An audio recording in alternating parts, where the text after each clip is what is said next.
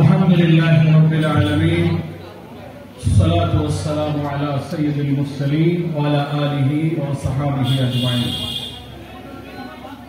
হাসানপুরে আজকে প্রচন্ড রোদের গরমের মধ্যে জামাত ইসলামী উদ্যোগে আয়োজিত এই পথসভায় সম্মানিত সভাপতি, আপনারা মঞ্চে অনেক নেতৃবৃন্দ দেখতে পাচ্ছেন। জামাতের জেলা সেক্রেটারি মুন্সি মিজানুর রহমান, সহকারী সেক্রেটারি মিয়া গোলাম কুদ্দুস, আমাদের এখানে ডুমুরিয়া উপজেলার আমির মাওলানা মুক্তার হোসেন, জেলা জামাতের কর্মপরিষদ সদস্য আপনাদের রুদঘরা ইউনিয়নের কৃতি সন্তান অ্যাডভোকেট আবু ইউসুফ মোল্লা, আমাদের রশিদ ভাই আছেন, আর অনেক নেতৃবৃন্দ এখানে ইউনিয়ন জেলা উপজেলার আছেন। রোদের মধ্যে যারা কষ্ট করে আপনারা এখানে অনেকক্ষণ অপেক্ষা করছেন, আমাদের আরো একটু আগে আসবার কথা ছিল। সকাল থেকেই কাজ শুরু হয়েছে, কিন্তু পথে পথে মিটিং একটা নির্দিষ্ট নেই, কিন্তু লোকেরা এসে আটকাছে, একটু নামেন, একটু কথা বলেন। দুই তিন জনের নামলেই তো গেল 1 ঘন্টা। এসব কারণে একটু বিলম্ব হয়ে গেছে। আর আপনারা আজকে জুমার দিন লম্বা বেশি সময় কথাও বলা যাবে না। এরপরে নাকি আরেকটা মিটিং আছে খেয়াঘাটে আমার হিন্দু দাদা বাবুদের সাথে। ঠিক আছে, আলহামদুলিল্লাহ আলহামদুলিল্লাহ সময় কম, মিটিং তো হয়ে গেছে, কি আর বলবো, এতক্ষণ কত বক্তৃতা হলো। আমি তো ওই দিক থেকে শুনতেছিলাম, আপনারাও বসে আছেন, আর রোদের মধ্যে কষ্ট হচ্ছে। আমারও আপনাদের দেখে মায়া লাগছে যে রোদের মধ্যে আপনারা আমি সামিয়া নাই, এটা হইল না। এই যে আমাদের ছেলেরা আন্দোলন করার সময় স্লোগান দিছে যে বৈষম্য বিরোধী একটা আন্দোলন হয়েছে, নাকি বলে এখন একটা বৈষম্য হয়ে গেছে। কেউ সামিয়ানায় আছে আর কেউ রোদের মধ্যে আছে, তো বৈষম্য তো আমরাই করে যাচ্ছি। যাই হোক, কষ্ট হবে না, আমরা দুটো কথা বলি।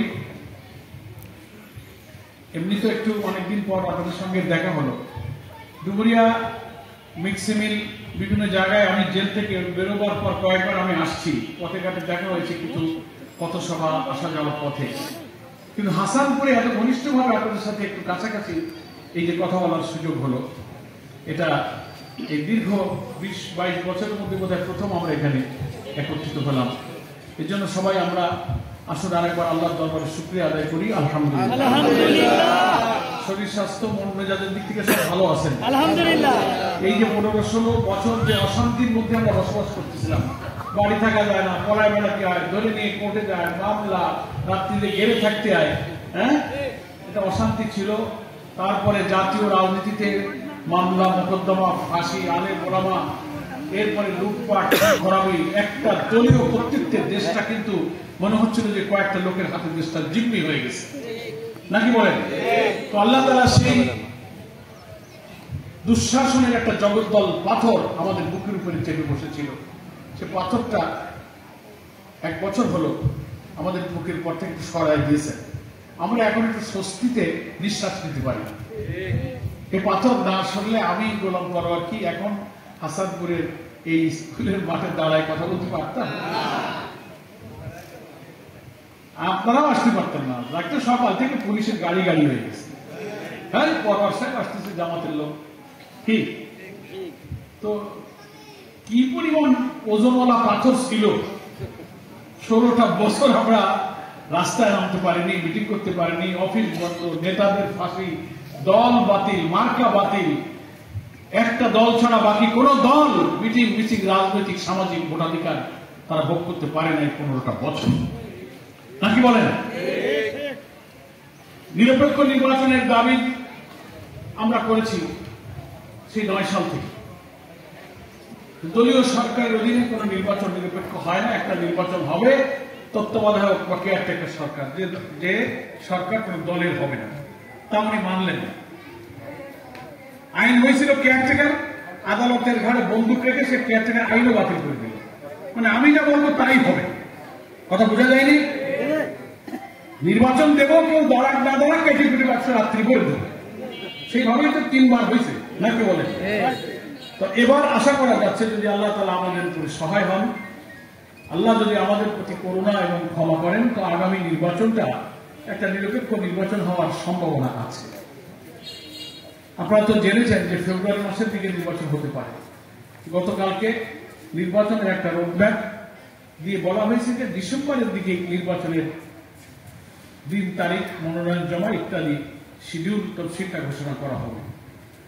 এখন আগস্ট চলে যাচ্ছে, সেপ্টেম্বর, অক্টোবর, নভেম্বর, এই 3টা মাস ধরে নেন নির্বাচনী কাজ, মানুষের কাছে যাওয়া, মিটিং করার জন্য এই সময় মাত্র 3 মাস নাকি বলেন?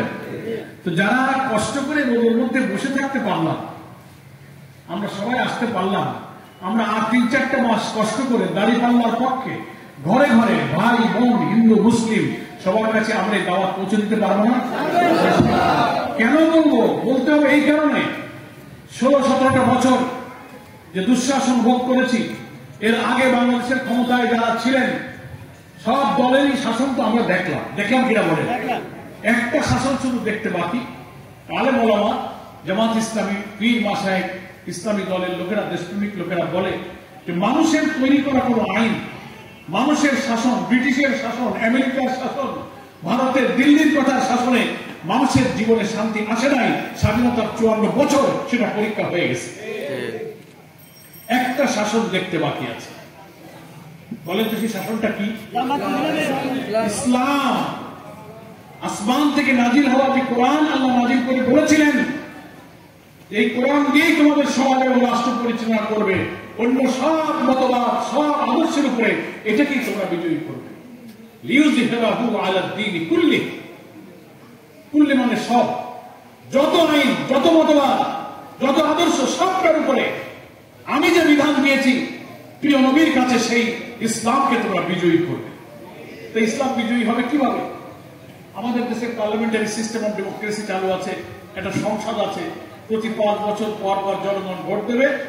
300 আসনের মধ্যে বেশিরভাগ আসন যারা পাবে তারাই যে আইন বানাতে চাবে সেই আইন বানাতে পারবে। এটাই হয়ে গেছে বাংলাদেশের আইন। আগে তো রাসূল সাল্লাল্লাহু আলাইহি ওয়াসাল্লামের সময় বা তার আগের যুগে, পরবর্তীকালেও এক একটা রাজ্য জয় হতো, দেশ দখল করতো, রাজা এক দেশের রাজা হয়ে যেত, উট ঘোড়া অস্ত্রপাতি যুদ্ধ করে করে দেশ জয় করত, ভূখণ্ড জয় করত। এখন সেইভাবে রাজ্য দখলের নিয়ম আর নাই। কথা বুঝে আসছে? এখন হয়েছে যে সরকার পরিবর্তনের প্রত্যেকটা দেশে একটা আইন, একটা বিধি আছে। আমাদের দেশে আইন হয়েছে 5 বছর পর পর পার্লামেন্টের ইলেকশন হবে, জনগণের কাছে প্রত্যেক দল তার আদর্শ, তার মত তুলে ধরবে, জনগণ যাকে পছন্দ করবে নিরপেক্ষ ভোটটা দিতে পারলে 300-র মধ্যে যদি অর্ধেকের বেশি তারা পায়, অর্ধেকের বেশি পেতে গেলে কত হতে হবে? 151 তো হওয়া লাগবে। যে পক্ষে যাবে তারাই আইন বানাবে নাকি বলেন?